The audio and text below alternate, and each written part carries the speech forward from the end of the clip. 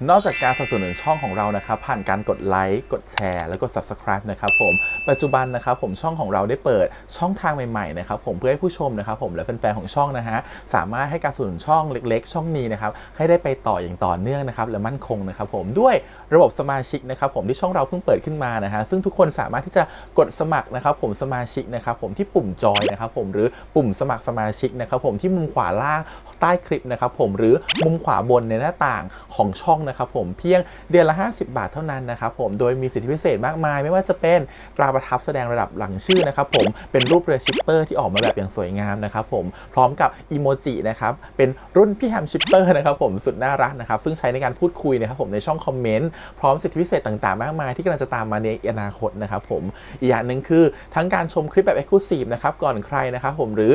โอกาสที่จะได้ทำกิจกรรมต่างๆร่วมกันในอนาคตนะครับผมก็สำหรับสมาชิกเท่านั้นนะครับผมที่เก็บสิทธิ์นี้เอาไว้ให้กับทุกๆท่านนะครับแต่หากระบบสมาชิกยังไม่หนำใจนะครับผมเรายังมีช่องทางอื่นให้สนับสนุนกันนะครับผมไม่ว่าจะเป็นระบบซุปเปอร์แตงนะครับผมซึ่งหากผู้ชมเนี่ยเจอสัญลักษณ์นะครับรูปหัวใจนะครับผมที่มีดอลลาร์ไซน์นะครับผมหรือสัญลักษณ์รูปเงินดอลลาร์อยู่เนี่ยข้างใต้คลิปใดคลิปหนึ่งเนี่ยสามารถที่จะคลิกนะครับผมเพื่อโดเนทนะครับผมแทนคำขอบคุณนะฮะเพื่อเป็นการสนับสนุนช่องได้นะครับหรือจะเป็นการโดเนทนะครับผ่านบัญชีธนาคารนะครับผมซึ่งได้ใส่รายละเอียดเอาไว้แล้วนะครับข้างใต้คลิปนี้นะครับผมเอาไว้ที่คำบรรยายใต้คลิปนอกจากนั้นนะครับผมเรายังได้เปิด Line Open Chat นะครับซึ่งชื่อว่า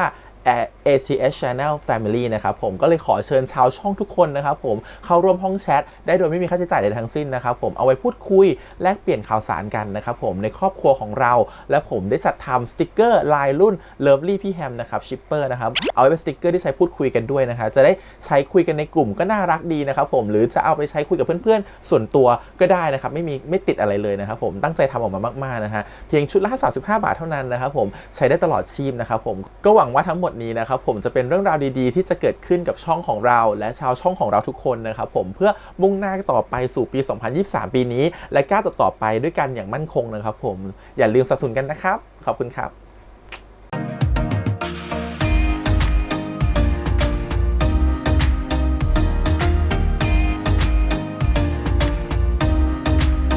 สวัสดีครับยินดีต้อนรับเข้าสู่ช่อง ATS Channel นะครับกับพบกันอีกครั้งการ reaction นะผมวันนี้อยู่กับพี่แฮมนะฮะการ reaction ซีรีส์เรื่อง Cooking Crush the Series นะครับผมEP นี้นะครับผม EP ที่ 8 แล้วกำลังสนุกเลยเนาะเพราะว่า EP ก่อนเขาเหมือนต้องแยกกันไปนะครับผมเพราะว่าเขาต้องแบบไปทำตัวเองให้เรียนจบก่อนนู่นนี่นั่นนะครับผมให้พิสูจน์ตัวเองก่อนสักเล็กน้อยนะครับผมก็ตอนเนี้ยตัวของเปรมเองเนี่ยก็ไปตั้งใจเรียนทำอาหารเนาะเขาเตรียมจะเข้าแข่งขันรายการนะครับผมส่วนตัวของเทนเองก็ต้องไปตั้งใจเรียนหมอนะจริงๆทั้งสองคนยังเป็นรักกันอยู่อาจจะแค่แบบว่าปากบอกว่าให้ห่างกันไปแต่จริงๆแล้วลึกๆยังรักกันอยู่เพราะฉะนั้นเนี่ยเดี๋ยว EP เนี่ยเขาจะได้ไปเจอกันหรือเปล่าเพราะว่าตัวของเทนเองเนี่ยเขาถูกส่งนะครับผมไปเป็นแบบคุณหมอที่ต่างจังหวัดเดี๋ยวรอไปดูซิว่าจะเป็นยังไงนะครับผมกับ EP ที่ 8 แต่ก่อนอื่นเลยขอบคุณก่อนนะฮะทาง GMTV แล้วก็ทาง VTV ที่อนุญาตทำ reaction ได้นะครับดูกันเลยครับผมกับ Cooking Crush the Series ครับผม EP ที่ 8 ไปเลยผมคิดว่าหลานชายอาม่ากับลูกชายผมแอบคบกันอยู่งั้นผมก็จีบกุ๊กได้แล้วดิเฮ้ยถ้าชอบก็ลุยเลยสิว่าจะไปกลัวอะไรแต่ว่าไปเนี่ยอย่าปฏิเสธความรู้สึกตัวเองเลยนะกูอยากมีมึงอยู่ข้างๆเลยนะไหมพี่แค่อยากให้เปรมลองเปิดใจให้พี่ดูอะเลิกทำตัวไร้สาระได้แล้วเทนผมจะไปพิสูจน์ให้เห็นว่าเรื่องระหว่างผมกับกุ๊กอะมันไม่ใช่เรื่องไร้ประโยชน์เก็บเอาไว้ใช้เป็นพลังงานสำรองแต่เราไม่เจอกันนะกุ๊กเอาแล้วนะ1 2เริ่มเปิดจากบนหรือล่างดีวะ ข้างบนเนี่ยแหละค่อยๆเปิดทีละชื่อชุดแบบแดงเหลืองนะจ๊ะ1 2แล้วถ้าเราไม่เข้ารอบเหรอวะโอ้ยถามอยู่ได้กูรำคาญเปิดเร็วแค่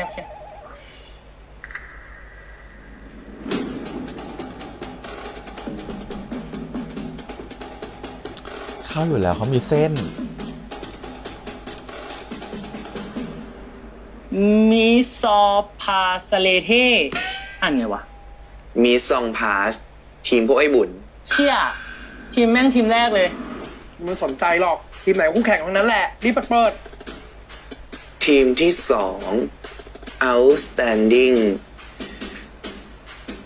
ทีมที่3โกจิเบอร์รี่งับ ต่อไปนะทีมเราแล้ว ฉันอยากรู้จักโกจิเบอร์รี่งับมาก ทีมสุดท้าย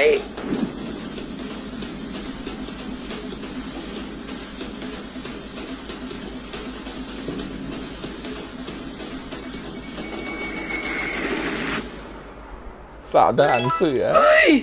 สามอาหารเสือ สามอาหารเสือ ทีมใครวะ โอ้ยตาย เวลาตั้งก็ไม่ฟัง เอ้า ทีมเราเหรอ เฮ้ย พวกเราทำได้เลยจริงๆว่ะ กูขอทำอะไรที่สำคัญมากๆหน่อยนะ ขอไปบอกไฟฟี่หน่อย ไฟฟี่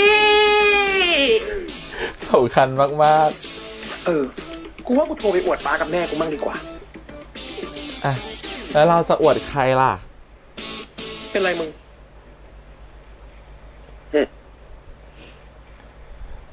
ไม่มีใครให้อวดหรอ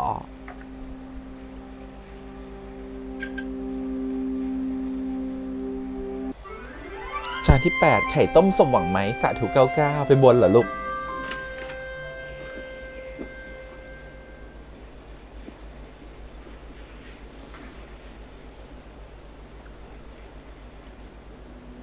นั่นไฟฟี่ของมึงนี่ ไหน ไอ้เชี่ย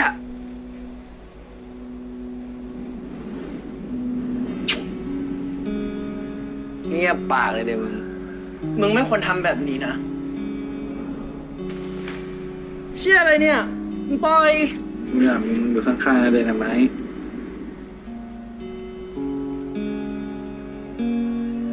กูไม่เชื่อมึงหรอก ไม่ต้องมาโกหกกู มึงหาว่ากูโกหกเหรอ ก็ดิ คนหนึ่งกูไม่มีทางทำอะไรแบบนั้นหรอก ยิ่งกับมึงด้วย ไม่เอาดีกว่าแต่แม่งหาว่ามาตื้ออีก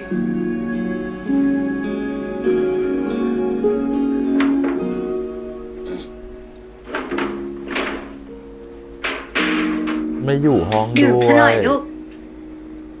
ขอบคุณครับคุณแม่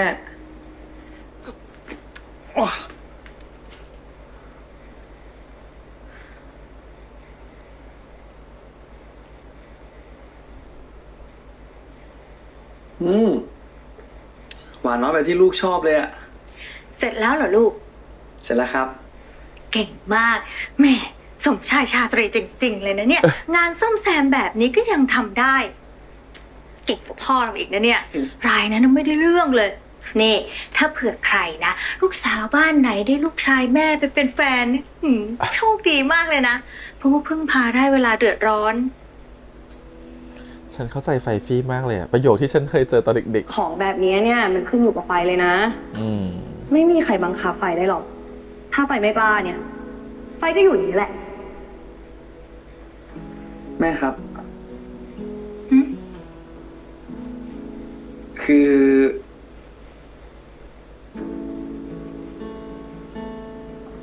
ไม่พูดแน่เลยอะ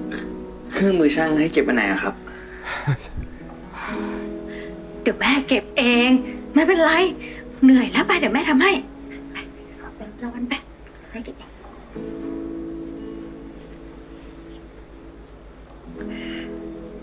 เป็นไร เปล่าอ่ะ มึงเป็น มึงไม่ดีใจเหรอวะ ก็ดีนะ ดีใจแล้วไม่โทรบอกใครหน่อยอะ เราจะให้กูโทรหาใครอ่ะ ไม่รู้ พี่ช่างมามั้ง หมอไง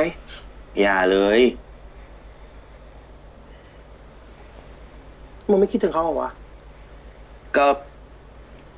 คิดถึงนะ แต่เขาบอกกูว่าให้อยู่ห่างกันไปก่อนนะ ตั้งแต่เขาไปต่างจังหวัดอ่ะเขาก็ไม่โทร ไม่ส่งข้อความ ไม่อะไรกับกูสักแอะเลยอ่ะ จริงอะ ถ้าไม่เชื่อเอาโทรศัพท์ไปดูก็ได้นะไอ้นะ ไม่ กูดูจากที่มึงงุ่นงานแบบเนี้ย กูเชื่ออยู่แล้ว กูไม่ได้งุนงานก็มึงถามกูก็แค่ตอบอะ อ๋อครับไม่งุ่นงานครับ ไอ้นะจริงๆอะการที่จะโทรมาหาหรือว่าส่งข้อความกันเนี่ย มันจะทำให้เสียสมาธิมากเลยเหรอวะ กูไม่รู้ อยากรู้ก็ไปถามเขาดิ เออ ไม่เอาอะกูตั้งใจว่ากูจะทำตรงนี้ให้ดีก่อน เราต้องชนะให้ได้นะ เพื่อลบความสุขประมาทของคนอื่น ครับ ได้เลยครับพี่เปรม ถ้าพี่เปรมจะไม่อยากโทรหาใครก็เลือกพี่เปรมครับ แต่ว่าตอนเนี้ยผมขอไปโทรหาป้ากับแม่ก่อนแล้วกันเนาะ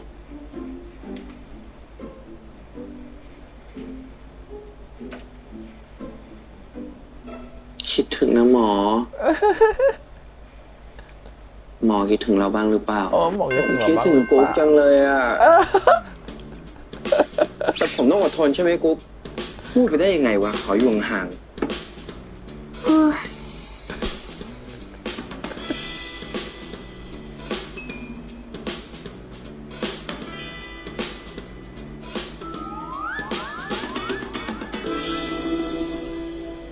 หมอ เฮ้ย มาได้ไงอ่ะ กูแว้นมาดิ เข่าแตกเลยเนี่ย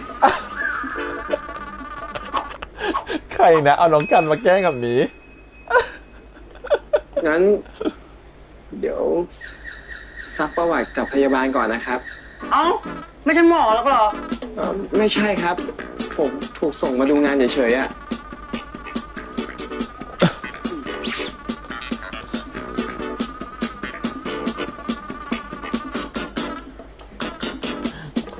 ไม่เขายังไม่ถึงตอนที่ต้องเป็น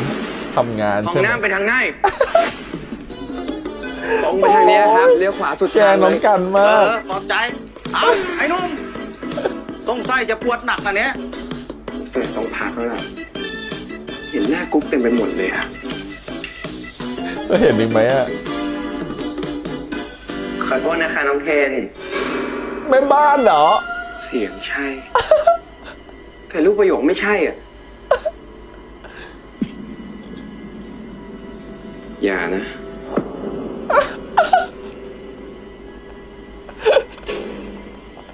อย่าเชียวนะ อย่าเชยวนะอย่าใส่วิกนะ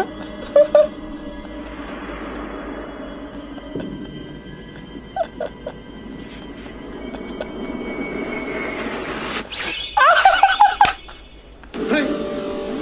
กุ๊ก กุ๊ก โอ้ จ้าหวัดดีจ้า ทำทุกอย่างให้ คิ คุ ด ณ ถึง แล้ นะ ว จ้าแม่จ๋า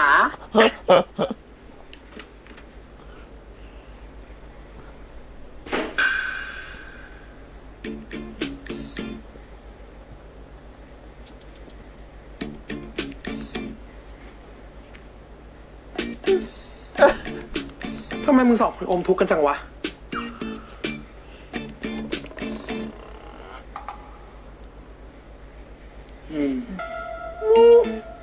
เป็นไรกันนะ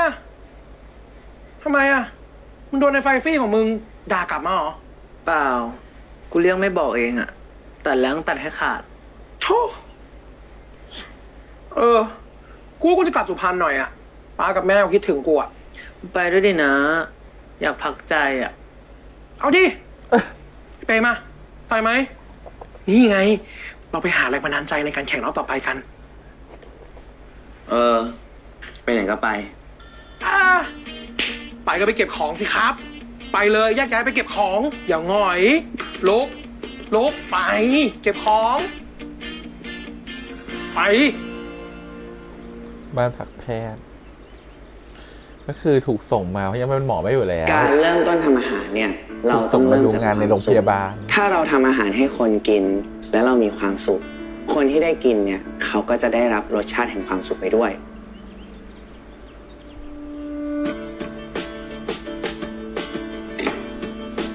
อาม่าเราบอกว่าการทำต้มข่าที่ดีเนี่ย เราต้องเลือกข่าที่มันอ่อนๆแล้วก็หั่นเป็นแว่นๆแบบนี้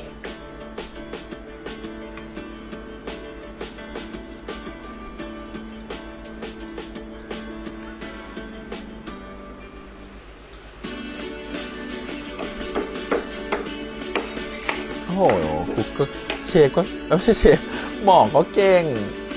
อร่อยมากเลยครับ เห็นไหมล่ะบอกแล้วว่าหมอทำได้ ทำทีเดียวจำได้เลย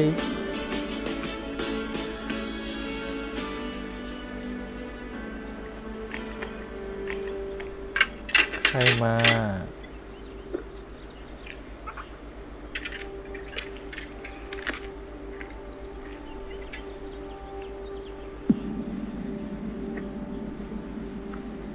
อ๋อมันเป็นหอพักแพทย์เนาะก็คือแพทย์ทุกคนต้องอยู่ที่นี่หรือเปล่า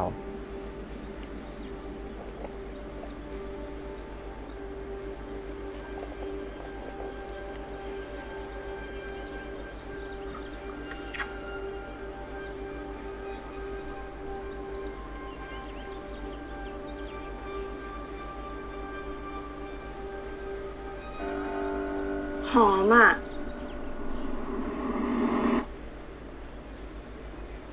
ฮะหน้าเหมือนแม่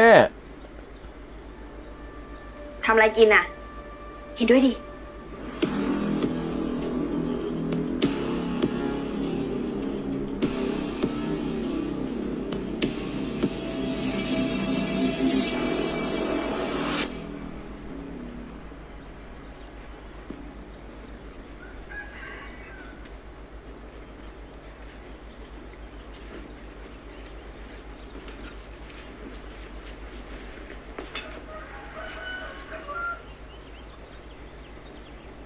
อะไรอ่ะเชียงมาให้ใบกะเพราเหรอ ยินดีด้วยนะเปรม ต้นโหระพานี้เป็น โห ข ระ อง พา ขวัญจากพี่ เวลาเปรมรดน้ำให้มัน เปรมจะได้คิดถึงวันที่เราอยู่ด้วยกันนะ โอ้ย ไว้ถ้ามันโตพอเด็ดแล้ว เอามาทำเพสโต้ให้พี่กินด้วยนะ อุ้ย นี่เปรมรู้ไหมว่าที่ประเทศอิตาลีในสมัยก่อนเขาจะเอาใบโหระพาเนี่ยไปไว้หน้าบ้านกัน เพราะว่าเขาเป็นสัญลักษณ์ของความรักและความปรารถนาดี นี่ถ้าเกิดพี่เอาโหระพาที่พี่ปลูกไว้อะมาให้เปรมจะวางไว้หน้าบ้านปะ ถ้าวางไว้หน้าบ้าน เขาจะหาว่ามีใจหรือเปล่านะ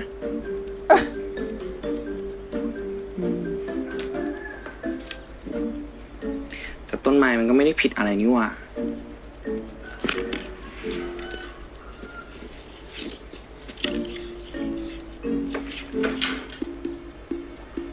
โอ้ย กินเลยนะ อืมหิว อร่อยอ่ะ เหมือนทำให้แม่ได้กินจริงๆเนาะ อ้าวไม่กินเหรอ กินเลยครับ โทษทีนะพอดีวุ่นตั้งแต่เช้าอ่ะ ไม่ได้พักเลยคือได้พักเนี่ย พอได้พักแล้วก็รู้สึกว่าแบบโคตรหิวเลยอ่ะจะไปหาอะไรกินที่โรงพยาบาลนะ ไม่ไหวอ่ะ อย่างที่รู้อ่ะ กินไม่ได้ ใช่ครับ อืม อาหารโรงพยาบาลนี้คือจืดสนิทเลยอะ อืม กินไม่ได้หรอกครับ อืมแล้วนี่เราเป็นใครอ่ะมาอยู่ที่นี่ได้ไงอ๋อ ลูกอาจารย์อันนั้นเนี่ยเขาส่งมาดัดสัน สมบูรณ์สุดได้ เขาส่งมาดูงานใช่ไหม ครับ เฮ้ยเฮ้ยขอโทษ คิดมากปะเนี่ย ไม่ได้ตั้งใจ ถ้าอย่างนั้นให้แซะกลับได้เรื่องหนึ่งเลยแซะมาเลยได้ รับได้แต่เราไม่รู้จักกันนี่หว่าจะแซะกลับเรื่องอะไร เอางี้ ขอแนะนำตัวก่อน เราเป็นหมอ EP นะ ชื่อว่าเอิญหรือว่าจะเรียกว่าบังเอิญหมอเอิญคุณเอิญพี่เอิญท่านเอิญอีเอิญอยากเรียกอะไรเรียกได้เลยไม่ว่า คือพี่มาอยู่ที่นี่นานแล้วอะครับ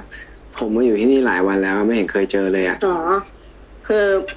เราเป็นคนจังหวัดนี้ แล้วก็จะมานอนค้างที่เนี่ยเฉพาะวันที่มีเวรเช้า แล้วนี่เราชื่ออะไรอะยังไม่รู้จักกันเลย ผมชื่อเทนครับ เทนทศทิศอยู่ปี 3กำลังขึ้นปี เห็นทศทิศ 4ครับ โอ้ยไม่ต้องสุภาพขนาดนั้นก็ได้ เราน่าจะอายุห่างกันไม่กี่ปีอะ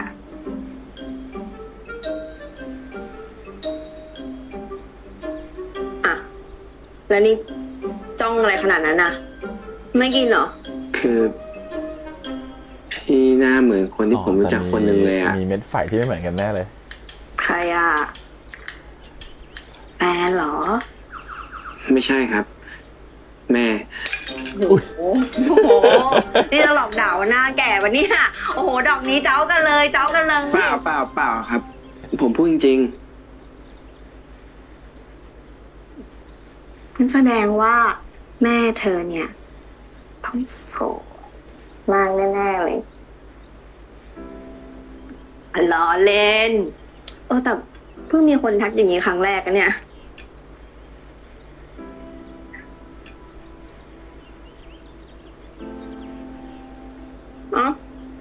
มันจะมานั่งจ้องถึงกินเหรอ กินดิ กินเลยครับ เดี๋ยวผมทำใหม่ก็ได้ เรานี่ก็สุดอยู่นะ เป็นทั้งว่าที่หมอด้วย เป็นสุภาพบุรุษด้วยทำอาหารเก่งด้วย perfect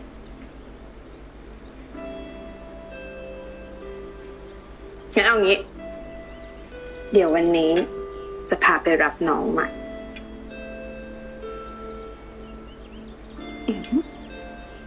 มึงกินต่อเลยนะ เอาเลยครับ ทำเก่งมากเลยมาก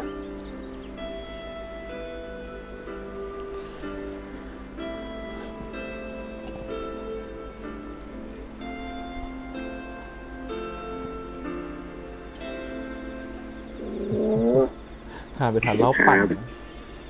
กินเลยกินเลยเยอะเยอะ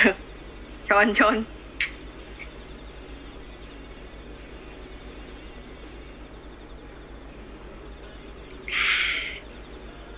แล้วนี่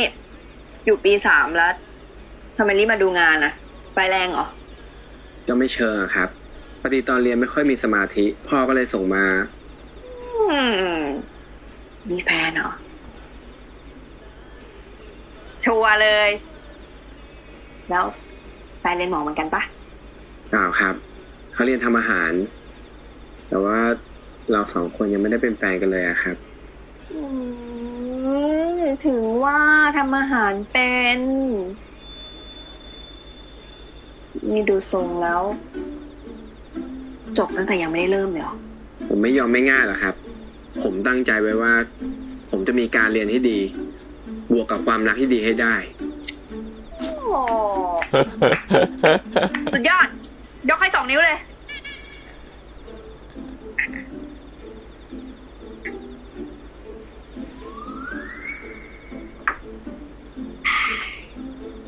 แล้ว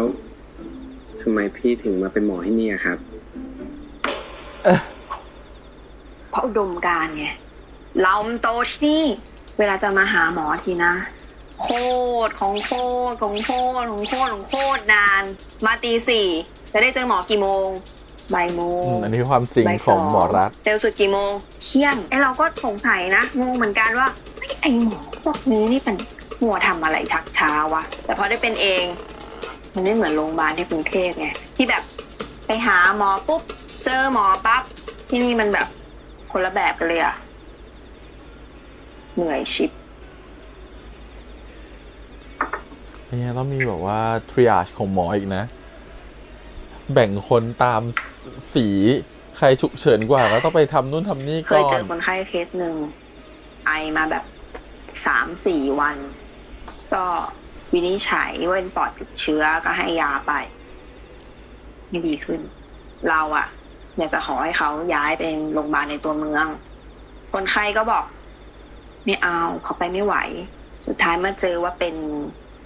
ปอดติดเชื้อจากวัณโรคก็ปรับตัวยาแต่ก็ไม่ทัน เรายังจำเหตุการณ์วันนั้นได้เลยนะเว้ยที่แบบญาติเขาปาน้องหน้าแล้วเขาก็พูดว่าเป็นหมอภาษาอะไรวะแย่เลยในหัวมันแบบ คิดวน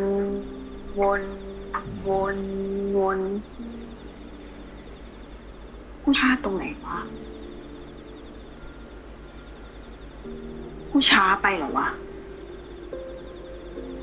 ทำไมกูไม่ละเอียดกว่านี้วะ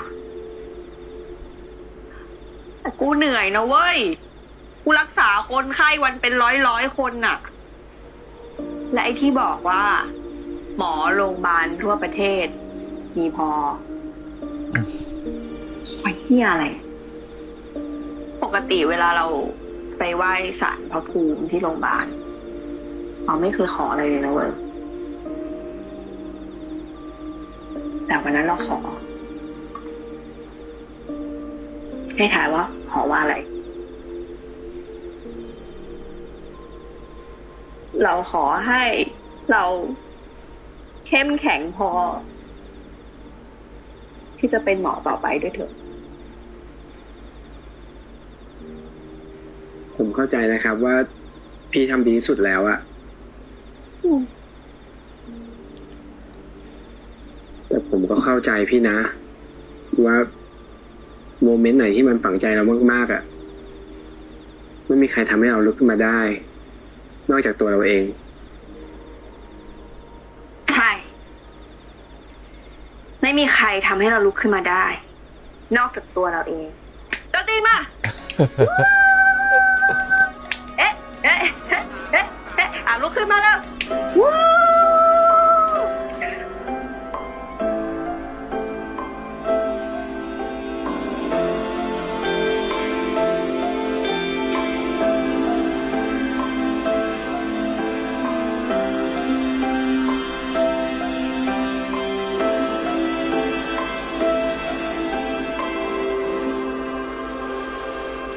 ผลิตหมอก็ได้น้อย โรงพยาบาลก็มีเยอะ คนป่วยก็เยอะ ช่วยด้วยครับ ช่วยด้วย แม่ วิกฤตของการขาดหมอเนี่ยจะรุนแรงขึ้นในอนาคตอีกนะ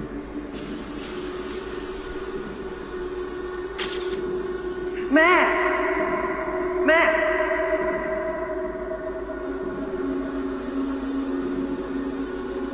แม่เสียงมาคุยกับเพื่อนก่อน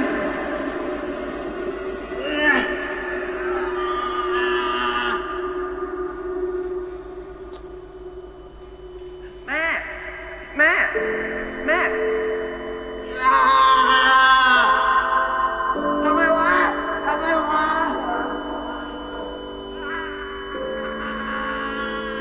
มันเหมือนเป็นความผิดเราเนาะทุกอย่างมันช้าไป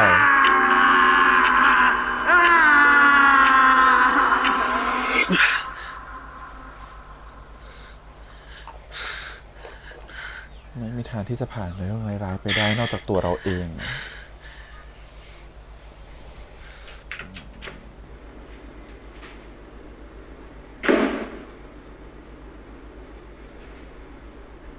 แปะอะไรไว้หน้าห้องวะไม่สนใจแม่งหรอก เจ้าของห้องไม่อยู่หลายวัน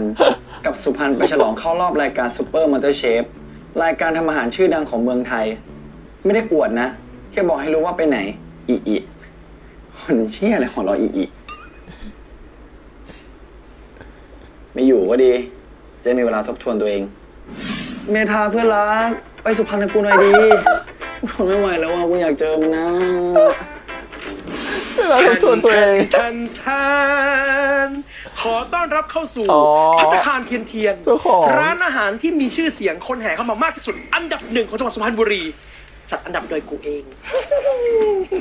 ไปป้าแม่หนูกลับมาแล้วจ้าป้าแม่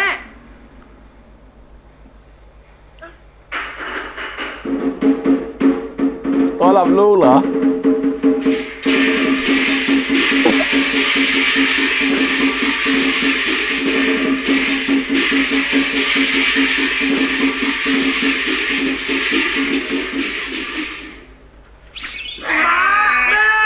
สวัสดีครับเอาลงแล้วสวัสดีครับแม่หนูพาเพื่อนมาด้วยจ้า โอ้เปรมใหญ่นะเหมยโอ้ยคิดถึงจังเลยลูก อันนี้กินข้าวกินปลากันมาหรือยัง ยังเลยจ้ะแม่ โอ้มางั้นมากินข้าวกัน อย่าพึ่ง สำเนียงต้องสุพรรณด้วยนะ ต้องติดเนอร์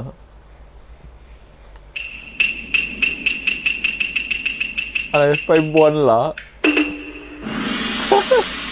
อ๋อบนไว้ให้เข้ารอบต้องไปแก้บน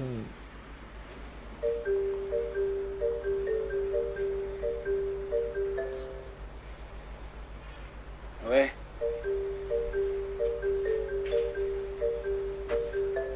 ถ้ามาแถวเนี้ย ก็ต้องมาไหว้ศาลเจ้าพ่อเสือนี่เลยเว้ย ทำไมต้องที่นี่วะ ไม่เห็นจะมีอะไรเลย ร้อนก็ร้อน เฮ้ย กูตบปากแตกเลย เจ้าพ่อเขาหูดี มึงพูดอะไรเขาได้ยินหมด พ่อหูดี นี่มึงรู้ไหมบารมีเจ้าพ่อ ขออะไรก็ได้หมดนะเว้ย ใช่เหรอ โดนบันดาลให้ได้ทุกอย่างอะขอเงินได้ทอง ขอรถได้เรือ ขอแฟนได้เพื่อน สัตว์กลับแล้ว กูหยอกเล่น เจ้าพ่อศักดิ์สิทธิ์จริง มึงอยากได้อะไรมึงขอเลยเพื่อน จัดไปเลย ไป ขอปุ๊บเขาอยู่ตรงหน้าเลย ค็อกเทลไป อะไรวะ คุกเข่า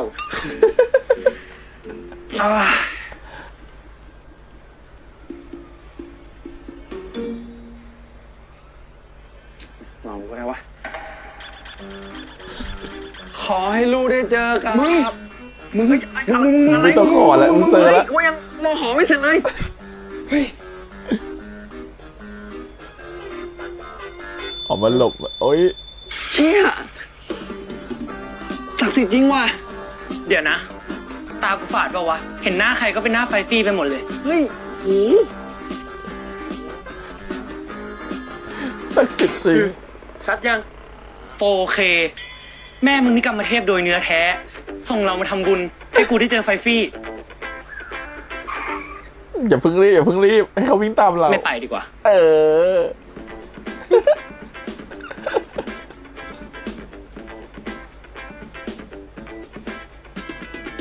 ไฮไฮไฮไฮมาทำอะไรกันเหรอครับผม กูต้องถามมึงมากกว่าไอ้งอกมาทำอะไรที่นี่เนี่ย นี่มันถิ่นบ้านกูเว้ย ทำไม ทีมบ้านมึงนี่กูมาไม่ได้เลยไง มึงฉี่จองรถไว้หมดแล้วไงฮะ มึงด่ากูก็ตายได้ไงวะ หมาไอ้ไฟ เย็นก่อนเว้ย ที่นี่ที่ศักดิ์สิทธิ์นะเว้ยทำเพื่อกูนะเพื่อน ครับเพื่อน มาได้ไง ตามมาเหรอ ตามมาเหรอ เปล่า หมาไอเทนมันอะไอเทนมันทำงานอยู่โรงพยาบาลแถวเนี้ย5 นาทีก็ถึงแล้ว จริงเหรอ ศักดิ์สิทธิ์จริง ชัดเลย นี่แหละเข้าสุดๆ เป็นเพราะมึงขอพรเจ้าพ่อเสือเมื่อกี้แง่เลย กูยังไม่ได้พูดสักแอะ โอ้เขารู้ใจมึงไง จะไปปะล่ะ ถ้าเป็นกูไปแล้วเนี่ย ไปด้วยกันไหม ๆอืม ไปกันหมดนี่แหละ ไม่อ่ะ อ้าว ไม่อยากรบกวนสมาธิเขาอะเราอยู่ของเราแบบนี้แหละดีแล้ว มึงไปแป๊บเดียวสมาธิหมอเขาไม่แตกซ่านหรอกมั้ง เออ ไม่อ่ะ กูจะกลับแล้วกูร้อน ไม่ไปแน่นะ ถ้าไม่ไปอ่ะ งั้นเรา2 คนไปก่อนนะ กูไม่อยากไป กูไม่อยากไป กูอยากจะคุย เดี๋ กับ ยวก่อน เซนาไหม ยังไง จะไปด้วยกันเปล่า ฝากบอกเขาด้วยว่าเราอยู่บ้าน3 สี บอกให้เขาตั้งใจทำงาน แค่เนี้ยละ เฮ้ย แค่นี้จริงดิ คิดถึงอะไรเงี้ย ไม่มีเหรอ กลับเหอะ แม่นะลองกินข้าวอยู่อะปะ ไป อุ๊ยพลาดกันหมดมัวแต่ชิ ใจ มัวแต่ แข็ง ยิง จริงว่ะมึงจะไปไหนเนี่ย นี่เพื่อน ไปโรงพยาบาลอยู่ทางนี้ เช็คระบบหน่อยนะมึงอะล้วนหมดแล้ว ทางนี้เพื่อน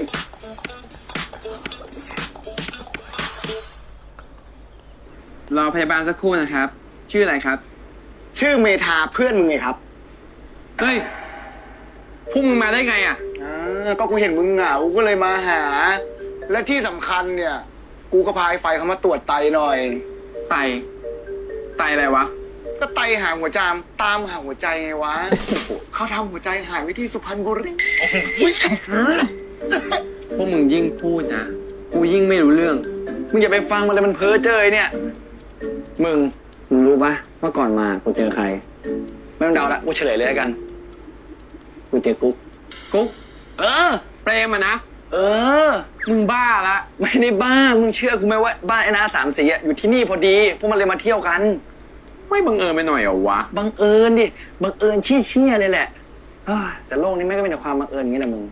แล้วเขารู้หรือเปล่าว่ากูอยู่ที่เนี่ย รู้ดิวะ กูนี่แหละเป็นคนบอกเขา แล้วกูชวนเขามาหามึงด้วยนะเว้ย แต่เขาไม่มาว่ะ แต่เขาฝากมาบอกมึงนะ ว่าเขาอยู่บ้าน3-4นี่แหละ มึงก็ตั้งใจทำงานไป แค่นั้นอะ แต่เพื่อนเขาถามนะ ว่าเขาอะคิดถึงมึงหรือเปล่า แล้วเขาบอกว่าอะไร เขาไม่ตอบมาดิ ไม่คิดถึงกันหน่อยเหรอวะ ไอ้มึงอย่างน้อยเขาก็บอกมึงแล้วป่ะว่าเขาอยู่ไหนอ่ะเขาจะอยากให้มึงไปหาให้มึงชวนไปกินข้าวเพราะว่าบ้านไอ้น้า30เปิดภัตตาคารชื่ออะไรทินเทียนป่ะใช่ป่ะเนี่ยอยู่ใกล้ๆนี่เอง5 นาทีเนี่ยไปดิเดี๋ยวพวกกูไปด้วย กูไม่ไปหรอกงานที่นี่เยอะแยะ ไปแป๊บเดียวเพื่อนเวลามั้ง เขาไม่ได้คิดถึงกูอะดิเขาให้กูตั้งใจทำงานอยู่ที่นี่ไง กูก็เลยตั้งใจทำงานอยู่เนี่ย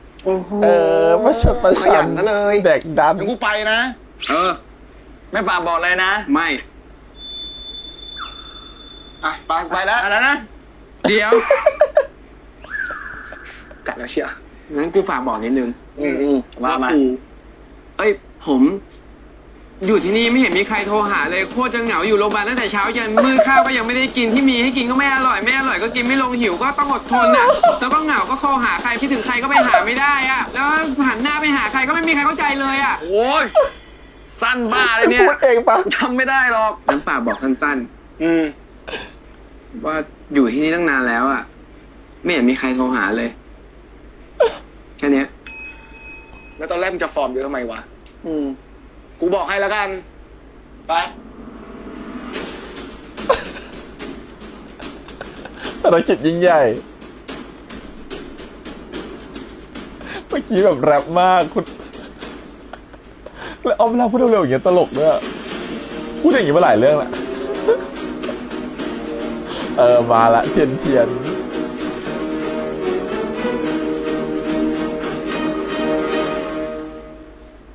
ไอเทมมันฝากมาบอกว่า ก็อยู่ที่นี่ตั้งนานแล้วไม่เห็นมีใครโทรหาเลย แค่เนี้ยนะ ตอนแรกนะแม่งพูดเยอะกว่านี้มาก แต่มาบอกว่าแค่นี้แหละ ฝากมาแค่นี้แถมยังต่อว่าอีกงั้นเราขอฝากหน่อยบ้างดิ อุ้ยเดี๋ยวจะโทรหา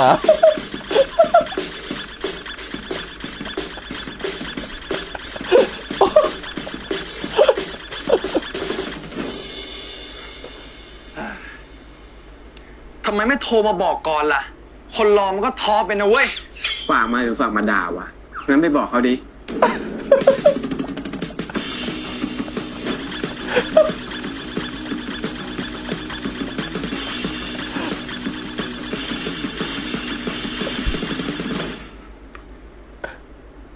กับข้าว ก็ เพิ่ คุ ม ยกันไปแล้วไง ว่าอยู่ห่างๆก่อนอ่ะ กูก็ยังเขียนย้ำในจดหมายด้วยจำไม่ได้เหรอ เขาด่าว่ามึงพูดไม่รู้ฟังนะ นี่จะหาว่าเราโง่ใช่ไหม คนรอมันก็ท้อเป็นทื่อมันลื้อซื่อจนเซอร์ห่างกันแค่เนี้ยคุยกันไม่ได้หรือไง ถ้าคุยกันไม่ได้ก็ไม่ต้องคุยเลิกคุยกันไปเลยไป ไม่คุยกันเองไหม ฝากใช่ไหม ใช่ ฝากไปบอกให้ทุกคำเลยนะ ไม่ด่าเพื่อนไปแทนตูทีเถอะขากูลอยแล้ว กลัว ชื่อมันลือชื่อจงซื่อเฮ้ย คนล้อมก็ท้อไปนะเว้ย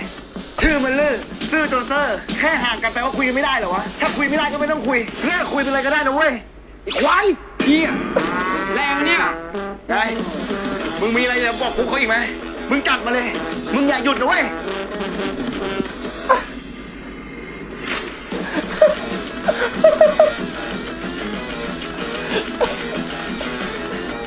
รถมีก็ไม่ขับ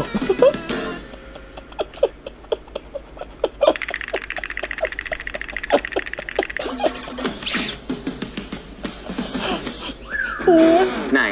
หมอว่าไง แล้วก็ทำเพื่อเพื่อนสุด มันไม่พูดอะไรเลยอะแต่มันเป็นแบบเนี้ย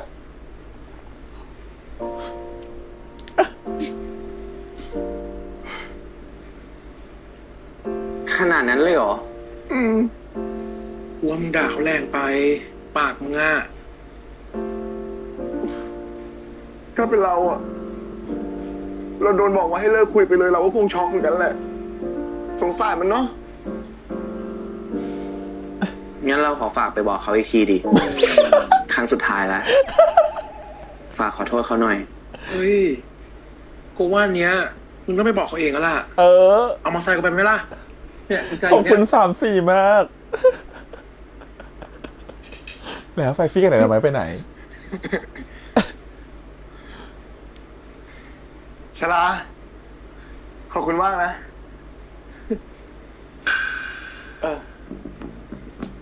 เพื่อนกูไปไหนเนี่ย ไอ้ไดมาออกไปซื้อของอ่ะ เพื่อนมึงก็ไปด้วยเนี่ย โอ้แล้วบอกกูขาหลอย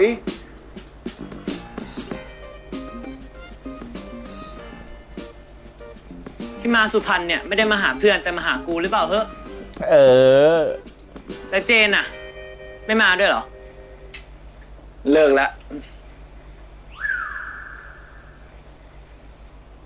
เจนบอกเลิกอะเลิกแบบ ไม่มีทางกลับมาแล้วอะ เหรอ แล้วแบบ it's over like วันนี้ we are history นะ พวกเรากลายเป็นประวัติศาสตร์ไปแล้ว งอเหรอ งอเชี่ยอะไร กูแค่ไม่ชอบเห็นมึงถือของพลุบัลลังก์มันล่ารำคาญลูกกระตา อ๋อ เดินตามไม่ทันแล้วกัน เฮ้ย ไปเร็วจังวะรอด้วยดิ เทน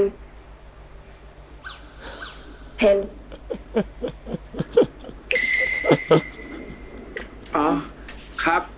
หลับเหรอ เปล่าครับ พอดีวันนี้มันว่างๆสบายๆก็เลยเหม่อไปหน่อย หยุด อย่าพูดว่าเวรว่าง ทำไมอะครับ คุณหมอคะมีเคสฉุกเฉินค่ะด่วนค่ะ ไปเดี๋ยวนี้แหละก็เพราะว่าเคสมันจะมาไม่หยุดไงเล่า คุณหมอคะ คนไข้ชายอายุ 40 ปีแจ้งว่าตกต้นไม้มาค่ะ โอ้ส่งไปฟิล์มเลย ได้ค่ะ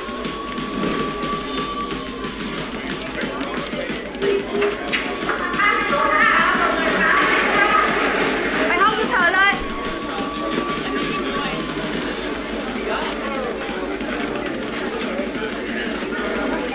มีเคสอุบัติเหตุรถล้มด้านนอกมาเพิ่มช่วยออกไปดูให้หน่อยค่ะ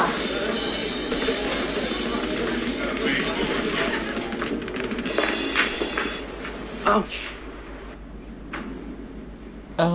ขับมอเตอร์ไซค์มารถล้ม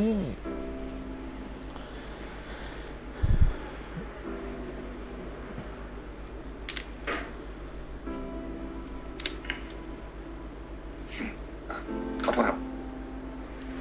คุณหมอคะ คนไข้อีกรายค่ะสแตบูลแอบโดเมนค่ะด่วนเลยค่ะ งั้นผมขอดูแลต่อนะครับ ได้ งั้นพี่ฝากเทนปิดแผลด้วยนะ ครับ ขอบคุณครับ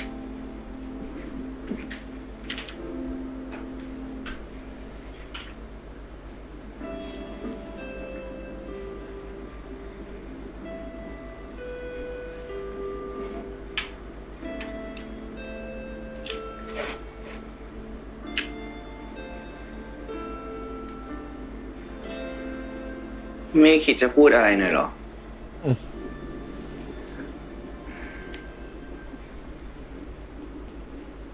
ระวังอย่าให้แผลโดนน้ำนะครับคนไข้ เรียกว่าคนไข้ด้วย โอ๊ย เจ็บตรงไหนเหรอกุ๊กเป็นอะไรเปล่า เจ็บ อะ ตรงนี้ เจ็บตรงนี้ มันเจ็บจี๊ดๆอะหมอ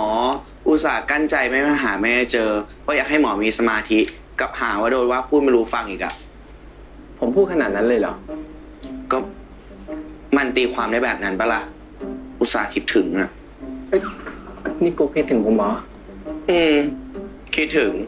เอ้า แล้วฝากบอกเพื่อนบอกว่าไม่ นี่ไม่รู้จริงๆหรอ โอ้โห ใครจะไปรู้อ่ะ หน้าก็ไม่ได้เจอ อันไหนจริงอันไหนไม่จริงก็ไม่รู้ แล้วทีกุ๊กอ่ะ ว่าผมไม่หยุดเลย บ้า ว่าอะไร คนรอมันก็ท้อเป็นทื่อมาลื้อซื่อจนเซอร์ แค่ห่างกัน ทื่ แต่ อ ว่า มาลื้ คุ อย กันไม่ได้เลยหรือไง ถ้าคุยกันไม่ได้ก็ไม่ต้องคุย เลิกคุยกันไปเลยไอ้ควาย ไอ้ควายนี่ไม่ใช่แล้วเราไม่ได้พูดนะ แต่บางคำมันถูกต้องใช่ไหมล่ะ โห ด่าทุกดอกแล้วบอกคิดถึง เราขอโทษนะหมอ ก็เราคิดถึงหมอจริงๆอ่ะ พอเรารู้ว่าหมอช็อกอ่ะเราก็เลยรีบมาเลยจนเป็นแผลนี่ไง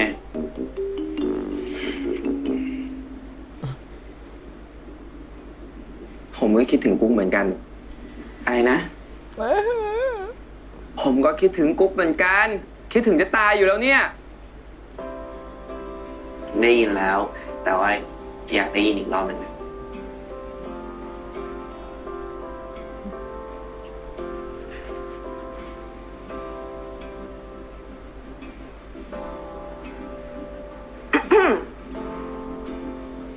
นี่เพื่อนเทนเหรอ ครับ พอดีเขาจะมาหาผมอะแต่ว่ารถล้มซะก่อน โทษนะคะ ระวังอย่าเพิ่งโดนน้ำนะคะ เทน มีเรื่องจะขอความช่วยเหลือหน่อยอะพอดีเดี๋ยวมันจะมีพัสดุมาส่งของที่บ้านพักอะแต่ว่าพี่อยู่เวรอะเลยออกไปไม่ได้ เทนช่วยไปเซ็นรับให้พี่หน่อยได้ปะพาเพื่อนไปด้วยก็ได้ ได้ครับ thank you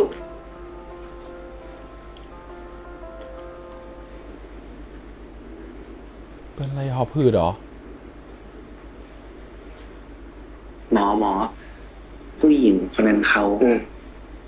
หน้าเหมือนแม่ผมใช่ไหมล่ะ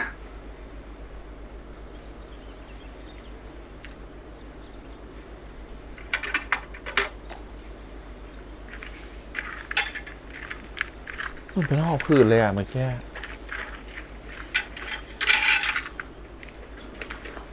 ตอนหมอเจอครั้งแรกหมอไม่ตกใจเหรอ ตกใจดิ ผมตกใจจนเก็บเอาไปฝันเลยอะกุ๊ก ทั้งที่ผมไม่ได้ฝันถึงแม่มานานแล้วอะผมรู้สึกว่า ผมช่วยอะไรแม่ไม่ได้เลยอะ ไม่เป็นไรนะหมอ มันผ่านไปแล้วอะ ผมก็พยายามคิดแบบนั้น ตอนนี้ผมกำลังเรียนรู้วิธีการช่วยคนอื่นๆอยู่อะการที่ผมได้มาอยู่ที่เนี่ย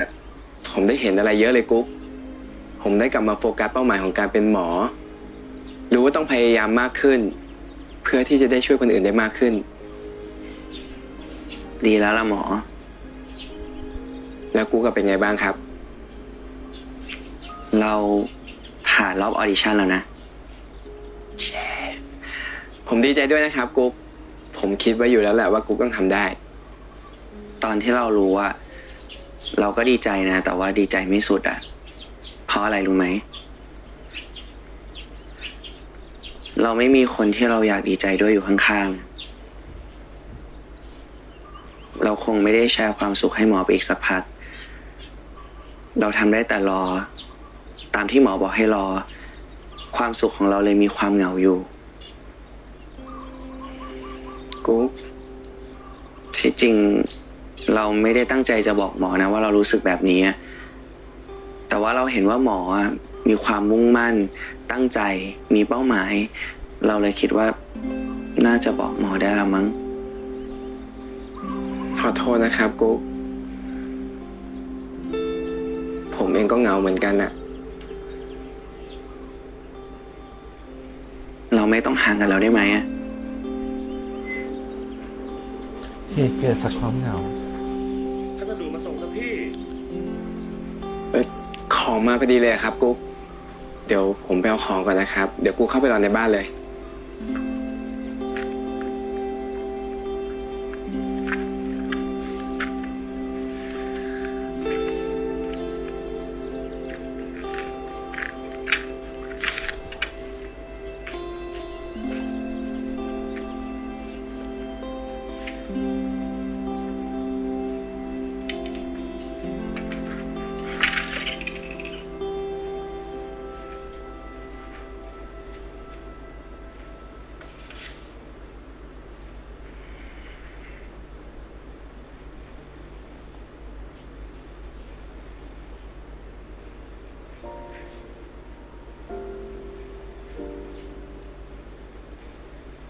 พกมาด้วย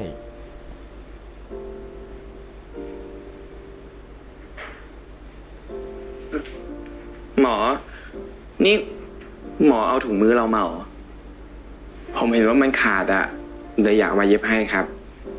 แล้วทำไมหมอไม่บอกอะเราก็หาทั่วเลยอะ กะว่าทำเสร็จแล้วจะไปเซอร์ไพรส์อะ แล้วอันนี้อะไรอ่ะ มันเอาไว้ทำแบบนี้ โอ้ย อืม อันนี้จะขายแล้วแหละ เอาดี น่ารักอ่ะ ขอบคุณนะหมอ งั้นเดี๋ยวเราลองกัน ๆแต่คนคิดผลิตภัณฑ์ก็น่ารักเนาะแบบสไตล์น้องกันเลยอะก็มีติดแปะนู่นแปะนี่ให้ตก สงสั แต่ ย ง จะ ตามสไตล์ตัวเอง ไม่ขาดแล้วมั้ง หมอเย็บซะแน่นเลยอ่ะ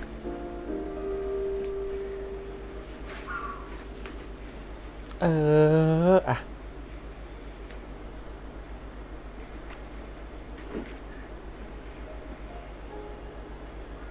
ผมอยากลองเอามือเข้ามาใส่ด้วยอ่ะ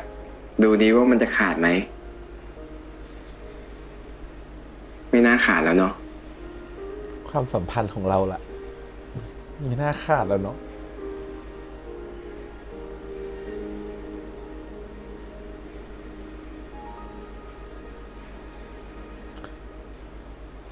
อันเนี้ยขาด อันเนี้ยขาดกิ๊กเนี้ยขาดเลย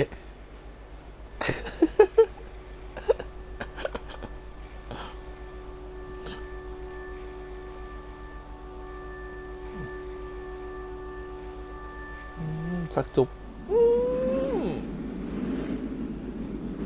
เรื่องนี้มันจูบกันบ่อยเนาะ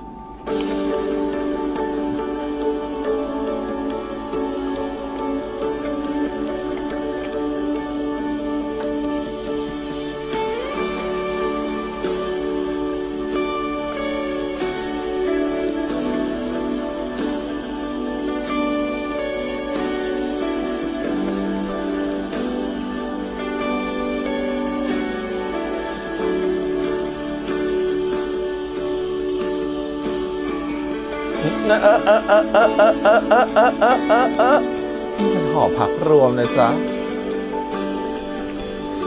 เผื่อใครทะเลาะทะล่าเข้ามามันใช่เหรอมันใช่เหรอต้องเป็นเสียงเนอร์แล้วเนี่ย หมอรับโทรศัพท์กันเถอะ พอดีพ่อโทรมาครับกุ๊กน่าจะโทรมาเช็คว่าอยู่โรงพยาบาลหรือเปล่า งั้นหมอรีบกลับไปโรงพยาบาลเถอะจะได้ไม่มีปัญหา โอเค เสร็จแล้วจ้า ไป อย่าล้มอีกล่ะ ไปหายายอ้อย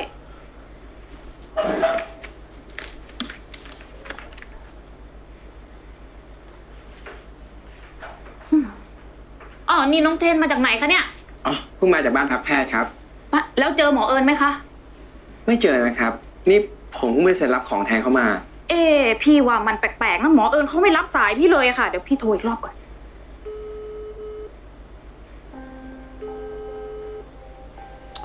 ยาแก้หอบหืดหมดแน่เลยอะแล้วไปล้มอยู่ที่ไหนหรือเปล่า ว่าแล้ว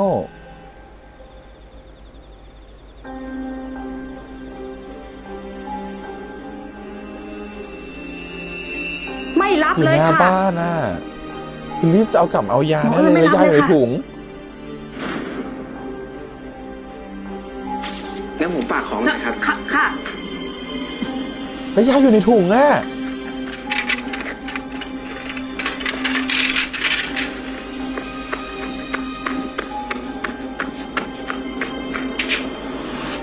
ครับ พี่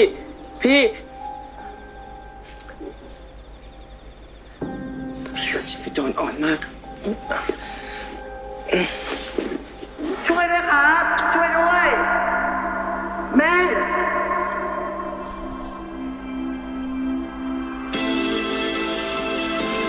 น้องมันต้องสำเร็จนะ มันต้องไม่เหมือนสไปเดอร์แมนน่ะแบบช่วยแม่ไม่สำเร็จแล้วต้องช่วยพี่เอิญสำเร็จ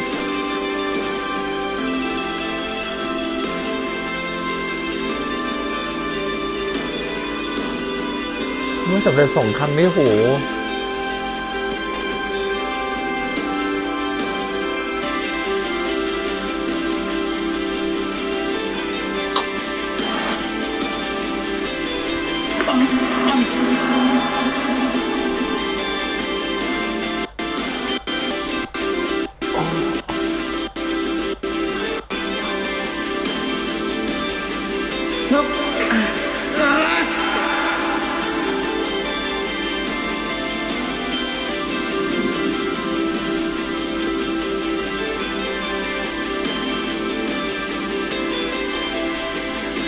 ออฟยังแข็งแรงอยู่พี่เชื่อละ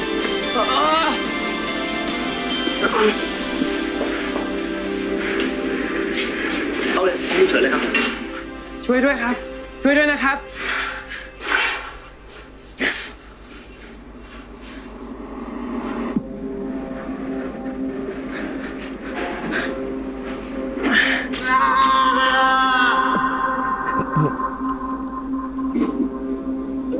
ทำไมวะทำไมวะ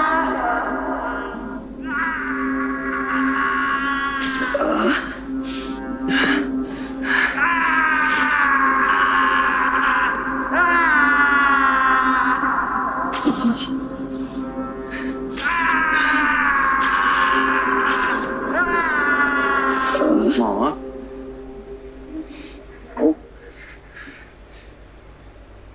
เป็นอะไรไหมอะ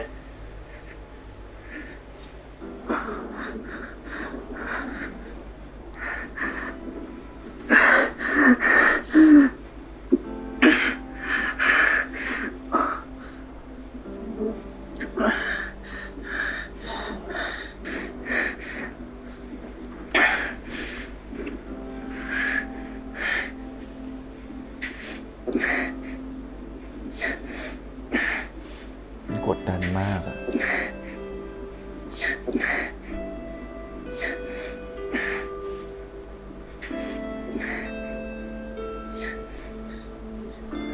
แอร์โรงพยาบาลน่าจะหนาวแหละ ขอโทษ มันหยุดไม่ได้จริง ก่อนหน้านี้มึงดูรังเกียจกูมากเลยอะจนกูก็งงว่าไฟที่กูรู้จักกับคนที่เคยช่วยกูไว้อะคือคนเดียวกันหรือเปล่า มึงมาเติมน้ำมันให้ไฟกูติดอีกครั้ง แล้วก็ทำให้กูรู้ตัวรู้ว่ากูชอบมึง ผมตัดสินใจแล้ว ผมจะไม่อยู่ห่างจากกุ๊กแบบที่เคยผ่านมาอีก ผมชอบกุ๊กครับ เราก็ชอบหมอเหมือนกันนะ โอ้ยทำไมอาทิตย์หน้ามันแบบว่าดูแฮปปี้หลายเรื่องเหลือเกิน ภาพนายก็ตอนจบเชอรี่เมจิกเขาก็จะไปเดทครั้งแรกอาทิตย์หน้าก็จะเป็นแฟนกันคุกกิ้งครัชโอ้แต่ละเรื่องแล้วคือฉันไม่อยู่ไงอาทิตย์หน้าคือฉันไปต่างประเทศไงอ๋อ ต่างประเทศแต่ต่างจังหวัดด้วยก็คือแบบสุดท้ายคือกลับมานู่นเลยวันอาทิตย์นะครับผมโหกลับมากว่าจะได้ดูกว่าจะได้อ่านคงได้ดูกันวันพุธนะครับขอโทษถ้าบอกไว้ก่อนเลยละกันอาทิตย์หน้ารีแอคมาช้านะครับปกติจะมาเร็วเนาะแต่อาทิตย์หน้าจะมาช้าหนึ่งต้องทำภารกิจนิดนึงแล้วค่อยกลับมาดูโอเคอะอาทิตย์นี้ก่อนละกันอาทิตย์นี้ไม่ต้องขำไปให้หมดแล้วนะครับผมไม่ต้องพูดอะไรเยอะไม่ต้องรีแคปอะไรเยอะแยะมันไม่ได้มีอะไรขนาดนั้นนะครับผมเรื่องราวมันดูมันตรงไปตรงมามากๆแล้วเราก็หัวเราะไปซะแบบหมดกั๊กแล้วแต่ขำมันมาที่แบบโอ้ยขำน้องกันอะคือแบบตั้งแต่น้องกันนะครับผมแต่งตัวเป็นพาโรดี้หลายๆอย่างเนาะขำสุดคือแม่บ้านนะครับผมยังมีฉากที่เหมือนกับว่าสองคนเนาะฝากกันมาฝากกันมาว่าฝากกันมาติเตียนนะฮะก็ตลกดีเนาะตลกทั้งตัวละครเสริมนะฮะอย่างตัวแบบว่าคือขำแบบตัวของโดมก็ขำแหละ3-4นะครับผมตั้มก็ขำแล้วแต่ละคนคือเล่นกันแบบสุดมากตลกมากคือ2คนนี้เข้ามาช่วยได้เสริมให้ความตลกมันเยอะขึ้นมากๆรวมถึงแบบว่าการแบบว่ากันแบบแรปก็ตลกอีกอะไรเงี้ยขำมากๆทุกหัวเราะคิดแต่คิดแตนไปแล้วเมื่อกี้รวมถึงเรื่องราวของทั้ง2คู่นะครับผมคนหนึ่งเขาก็ต้องมาฝึกไม่ได้ฝึกงานมาแบบมาดูงานที่ต่างจังหวัดมาสุพรรณคนหนึ่งเขาได้ผ่านเรียบร้อยเข้ารอบแต่ก็รู้สึกมีความสุขไม่สุดเลยนะฮะก็เลยมาเที่ยวบ้านเพื่อนละกันบังเอิญเนาะทุกอย่างมันบังเอิญได้นะฮะก็ดันมาจังหวัดเดียวกันก็ได้มาเจอกันนะฮะตัวอีกคนหนึ่งผมขอพรว่าจะได้เจอกับไดนาไมต์สุดท้ายไม่ต้องหรอกครับขอพรไปปุ๊บเจอปั๊บเลยว่าเจออยู่ในวัดเดียวกันด้วยก็เลยต้องตามง้อนะไฟฟี่จะขอโทษมันมีจังหวะเหมือนที่ไฟฟี่เนี่ยเขาจะแบบว่าบอกคุณแม่เขาแล้วว่าเขาชอบผู้ชายหรือเปล่าเขามีความรู้สึกแบบไหนแต่ก็ยังเก็บไว้ก่อนเราว่ามันยากมากนะในการที่จะคัมเอาท์กับคุณแม่แล้วรู้สึกว่าเขามีความกลัวหลายอย่างด้วยแล้วคุณแม่เขาก็ค่อนข้างจะน่ากลัวด้วยไม่ได้แบบว่าธรรมดาเลยเรายังคิดไม่ออกเลยว่าเขาจะบอกคุณแม่ได้ยังไงอะไรเงี้ยแต่ก็ถือว่าตอนแรกเหมือนจะกล้าแล้วแต่ก็เก็บคำไว้ก่อนต้องรอดูว่าเขาจะบอกคุณแม่เขาตอนไหนแต่เราคิดว่าคนแบบไฟเนี่ยถ้าเขาจะบอกคุณแม่เขาคงจะแบบรู้สึกว่าเขาได้คบกับตัวของไดนาไมต์แล้วแหละเหมือนกับเปิดใจแล้วตกลงเป็นแฟนกันแล้วถ้ายังไม่ได้เป็นแฟนกันคงยังไม่กล้าบอกหรอก คล้ายๆกับเราตอนสมัยก่อนเหมือนกันคือตอนนี้เห็นไฟฉันนั้นนึกถึงตัวเองเลยเหมือนกับโดนถามว่าเนี่ยโอ้โหลูกชายบ้านนี้เก่งทำได้หลายอย่างนู่นนี่นั่นใครได้ไปเป็นสามีมันต้องดีแน่เลยอะไรเงี้ยซึ่งจังหวะตอนนั้นน่ะโอเคก่อนหน้านั้นเรามีแฟนผู้หญิงเพราะฉะนั้นน่ะมันก็ยังดูโอเคอยู่แต่พอเราเลิกกับแฟนผู้หญิงไปเสร็จแล้วเนี่ยแล้วพอเจอประโยชน์นี้เข้าไปแล้วตอนนั้นเรามีความสัมพันธ์กับผู้ชายคนนึงแล้วมันก็เลยเหมือนกับแบบมันจี๊ดใจอยู่นิดนึงนะแล้วตอนนั้นก็จะบอกแม่ไปแล้วว่าตอนนี้มีแฟนเป็นผู้ชายอยู่นะแต่ก็ไม่กล้าพูดอะไรเงี้ยก็เลยแบบเป็นความรู้สึกฟีลเดียวกับไฟมากๆก็ต้องเก็บคำอยู่กลัวว่าแม่จะคิดนู่นคิดนี่อะไรอย่างเงี้ยเนาะก็กังวลไปหมดตอนนั้นเด็กๆด้วยอะไรเงี้ยมันยังคิดอะไรไม่เยอะก็ยังไม่กล้าความรู้สึกตอนนั้นคือว่าโอเคขอให้แบบจริงจังก่อนมีแฟนผู้ชายก่อนแบบคบกันจริงจังก่อนอาจจะค่อยมาบอกทีหลังอะไรเงี้ยแต่สุดท้ายก็คนนั้นก็ไม่ได้เป็นแบบว่าความรักที่สักเซสเท่าไหร่ก็เลยไม่ได้พูดออกไปนะครับผมแล้วมาพูดทีหลังกับคนที่แบบสักเซสแล้วก็ตอนนั้นคือการเปิดตัวครั้งแรกของเราก็ตอนที่เรารู้สึกว่าเรามีแฟนแล้วจริงๆอะไรเงี้ยคือมีแฟนผู้ชายแล้วจริงๆถึงจะกล้าที่จะเปิดตัวว่าเรา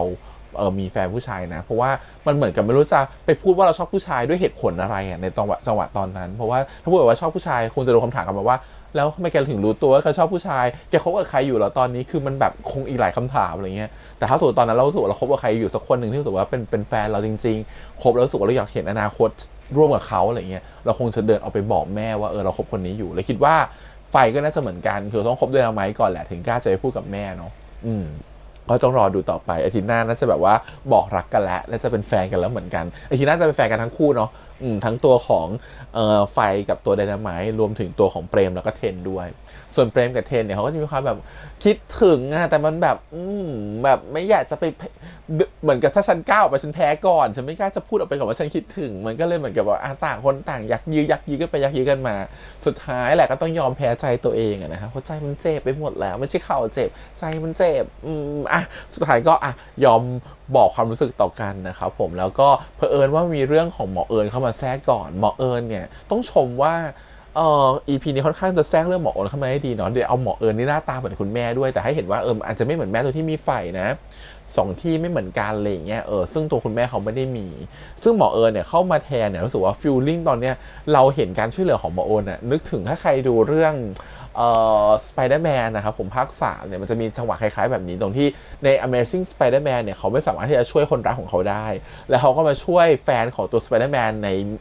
Multiverse นี้ได้มันเลยเหมือนกับว่าเขาได้ทดเชยความรู้สึกผิดนั้นไปหมดแล้วอะไรเงี้ยได้ช่วยคนรักของเขาได้อีกครั้งเราคิดว่าอันนี้ก็คล้ายๆกันคือเหมือนแบบไม่สามารถจะช่วยคุณแม่ได้ตอนเด็กเนาะแล้วก็เป็นปมฝังใจมาแล้วก็เก็บมาฝันร้ายด้วยแล้วพอมาเจอคนที่หน้าเหมือนแม่อีกก็กลัวอีกว่าถ้าเกิดเขาเกิดอะไรขึ้นมาแล้วเราช่วยเขาไม่ได้อีกจะเป็นยังไงอะไรเงี้ยสุดท้ายแล้วมันก็เกิดขึ้นแบบนั้นจริงๆก็คือมีอาการหอบหืดขึ้นมาแล้วเผยว่ายาหอบหืดมันหมดน่าจะเป็นสิ่งที่เอามาส่งแหละแล้วมันเพลินมันดันหมดนะครับผมก็จะกลับบ้านรีบกลับบ้านมาเอาแล้วกลับมาไม่ทัน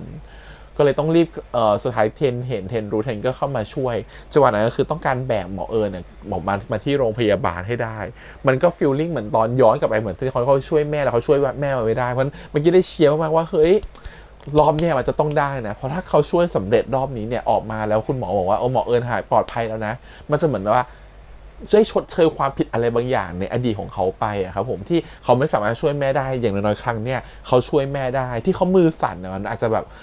เมื่อกี้จะแกล้งแซวเหมือนกันว่าที่มือสั่นอยู่เพราะมันหนักหรือเปล่าไม่ค่อยได้ออกแรงแต่เปล่ามือสั่นเพราะบางทีร่างกายเราแพนิคนะฮะเรากังวลมากๆเรากลัวมากว่าสิ่งที่เราทำลงไปเขาจะช่วยชีวิตเขาได้หรือเปล่าอย่างมันเป็นความกังวลจนแบบว่าตัวของเปรมเองต้องมาจับมือว่าเป็นอะไรแล้วก็ต้องอบก่อนเนาะซึ่ง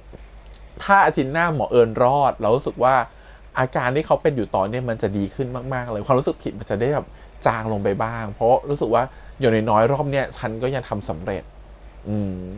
ซึ่งความรู้สึกผิดเนี่ยมันสะท้อนให้เห็นชัดมากว่ามันคือจุดหนึ่งเนาะของคนที่ทำอาชีพหมอในบทที่เขาคุยกับเอิญเนี่ยในร้านกินในร้านเหล้าเนี่ยเอิญเขาจะพูดบ่นเรื่องอาชีพหมอเยอะมากโดยเฉพาะหลักๆคือหมอขาดแคลนอันนี้เป็นเรื่องจริงนะครับถ้าสถิติตัวเลขมันบอกอยู่แล้วว่าขาดแคลนเพราะว่าโรงพยาบาลเกิดใหม่เยอะมากโรงพยาบาลเปิดใหม่เยอะๆเลย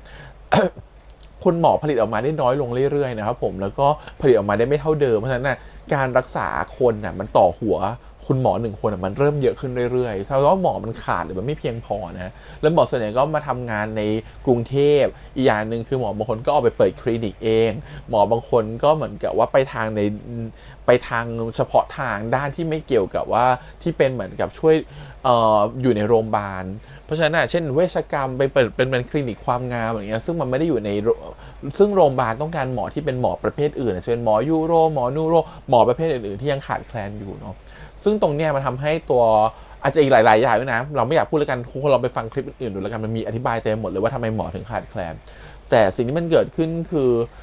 อตัวเลขมันบอกอยู่แล้วว่าประชากรเนี่ยมันเข้าโรงพยาบาลเยอะมากขึ้นอัตราการเข้าโรงพยาบาลสูงขึ้นแต่คุณหมอเนี่ยมีจำนวนน่ะลดน้อยถอยลงนะเพราะฉะนั้นน่ะมันขัดกันอยู่แล้วอนาคตคนก็แก่มากขึ้นอีกนะฮะเพราะฉะนั้นก็ต้องเข้าโรงพยาบาลบ่อยมากขึ้นไปอีกจำนวนคนไข้ก็จะเยอะขึ้นต่อหัวของคุณหมอก็จะเยอะขึ้นงั้นหมอรัฐเนี่ยจะเหนื่อยมากๆเข้าใจที่เอิญบอกเลยว่าโหไปหาตั้งแต่ตี 5กว่าจะได้เจอหมอจริงๆอาจจะเป็นบ่าย 2เพราะว่าหมอรัฐเนี่ยมีเรื่องของ triage เข้ามาอีกนะครับเรื่องของการว่าคนไข้ฉุกเฉินแบบนี้ต้องรับการรักษาก่อนมันคนที่รอคิวก็ต้องรอไปก่อน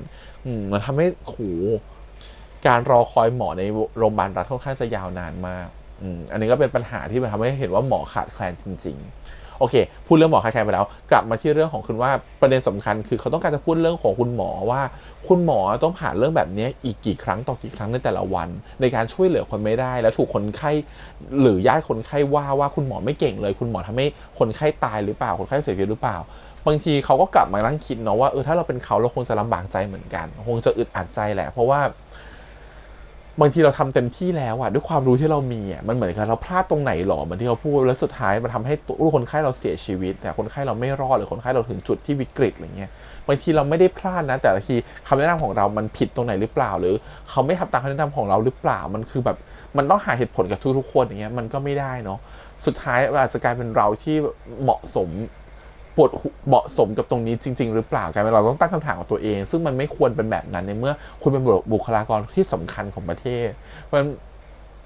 ไม่อยากให้เขาท้อจนไม่อยากเป็นหมอซึ่งเราเชื่อว่าตอนนี้มีหลายคนมาที่ท้อแล้วไม่อยากเป็นหมอนะฮะเราคิดว่าเนี่ยคือสิ่งที่มันเหมือนกับทั้งงานก็เยอะอยู่แล้วยังต้องมาโดนภาวะจิตใจแบบนี้อีกบางทีมันก็เหนื่อยมากๆเราก็รู้สึกว่าโหเราเข้าใจเลยเนาะมันยากจริงๆเนาะนึกถึงถ้าเป็นตัวเราเองแล้วโดนคำถามแบบนั้นเข้ามาอย่างเงี้ยเราทำเต็มที่สุดแล้วหรือเปล่าตอนนั้นแล้วถ้าทำเต็มที่สุดแล้วเราแบบเราจะทำยังไงในเมื่อคนไข้ว่าเรามันเหมือนเป็นการตอกย้ำความผิดของเราอะสุดท้ายเหมือนที่เทนพูดไงว่าไม่ว่าจะเจออะไรมาสุดท้ายต้องเป็นเราเท่านั้นที่ผ่านด้วยตัวของเราเอ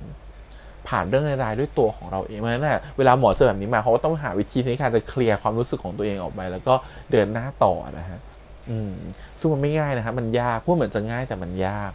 กก็ถือว่านับถือคุณหมอทุกท่านมากๆเก่งมากๆ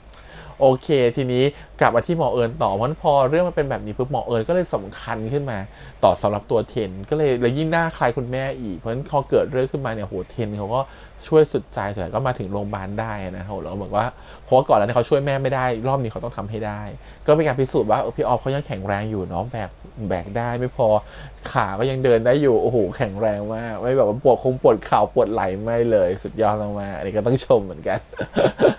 อย่างหนึ่งที่ชอบคือชอบซีนนั้นคือรู้สึกว่าออฟเขาประคองอารมณ์ของการร้องไห้ตลอดทางที่เขาเดินมาได้ดีมากๆนะตอนที่เขาแบกมันแบบแบกก็หนักอยู่แล้วยังต้องประคองอารมณ์ของการร้องไห้อีกแล้วมันถ่ายในโรงพยาบาลจริงหรือสถานพยาบาลจริงเพราะฉะนั้นมันจะมีคนพลุกพล่านมากๆเดินไปเดินมาตลอดเวลามันอาจจะมีเคสฉุกเฉินที่เข้ามาแทรกระหว่างที่เขาถ่ายทำก็ได้ซึ่งอาจจะทำให้เขาเนี่ยแบบต้องประคองอารมณ์อยู่แบบนั้นน่ะซึ่งมันยากนะครับผมสำหรับการแสดงที่จะแบบว่าบางทีเราน้ำตาไหลอยู่แล้วอยู่ดีจังหวะที่ถ่ายดันมีคนเข้ามาแทรกกล้องหรือว่ามีเคสฉุกเฉินเข้าโรงพยาบาลมาอย่างเงี้ยมันทำให้การถ่ายทำมันก็ยากขึ้นไปอีกมันเขาก็ต้องคอยประคองอารมณ์อยู่ตลอดเวลาถือว่าอันนี้ EP นี้ชื่นชมมากออฟสุดมากจริงๆอีกเรื่องนี้อยากพูดคือเรื่องของเชงมาเนี่ยเขาจีบเต็มที่เหมือนกันนะฮะเกิดเชฟเนี่ยแต่คือเราไม่รู้ว่าตกลงเขาจะยอมแพ้ตอนไหนเนาะเขาก็เอาใบบาซิลคือเอาใบโหระพามาตั้งหน้าบ้านแสดงถึงความรักอะไรอย่างเงี้ยก็จะอยู่ที่เปรมแหละแต่ไงเปรมเขาไม่เลือกหรอกเปรมเขาเลือกเทนอยู่แล้วอยากรู้ว่าถ้าเป็นอย่างนั้นเนี่ยในเกมการแข่งขันเนี่ยจะเป็นยังไงต่อไปก็ต้องรอดูกันนะฮะโอเคก็ประมาณนี้เรื่องราวของทุกๆคนนะครับก็หวังว่าทุกคนจะชื่นชอบกันแล้วเดี๋ยวอาทิตย์หน้ามาเจอกันใหม่แต่คงมาช้าหน่อยนะฮะอาจจะมาสักวันน่าจะวันพุธแหละเพราะเรื่องนี้ฉายวันอาทิตย์เนาะพี่คงไล่เก็บตั้งแต่วันศุกร์มาจนถึงวันอาทิตย์เพราะฉะนั้นเรื่องนี้น่าจะแบบได้เจอกันประมาณวันพุธละกันนะครับก็ฝากไว้ด้วยนะคะเพราะว่าไม่อยู่จริงๆไปเดินทางนะครับผมก็อยากจะทำมากๆเลยอยากจะรีบทำให้มันแบบทันทีทันใดแต่ก็ต้องอดกลั้นไหว ต้องหลบสปอยสุดฤทธิ์เช่นกัน ก็หวังว่าเดี๋ยวจะได้เจอกันละกันนะครับกับ EP หน้าวันนี้ประมาณนี้อีกครั้งฝากกดไลค์กดแชร์กด subscribe ติดตามทั้ง4ช่องทาง YouTube Instagram Twitter แล้วก็ Facebook เดี๋ยวไว้เจอกันใหม่สัปดาห์หน้าครับวันนี้พี่แฮมไปก่อนนะครับบ๊ายบาย